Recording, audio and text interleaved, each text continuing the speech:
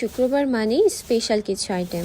আজকে শুক্রবারের মেনুতে প্রথমেই ছিল ডিমের কোরমা, তার সাথে ছিল গরুর মাংস যেটা হচ্ছে আলু দিয়ে দেন ঝোল করে রান্না করা হয়েছে।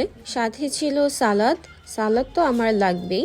আর আজকের সালাদটা আমিই বানিয়েছিলাম, মানে আমিই মেখেছিলাম আর কি, আম্মু সবকিছু কেটে দিয়েছিল। আর সাথে ছিল পোলাও রান্না করলে আমার সালাদ লাগবেই, না হলে আসলে আমি পোলাওটা সেভাবে খেতেই পারি না। আমি আমার খাওয়া শুরু করলাম ডিমের কোরমা দিয়ে। ডিমের কোরমাটা অনেক বেশি মজা হয়েছিল অ্যান্ড তারপর খেলাম গরুর মাংস।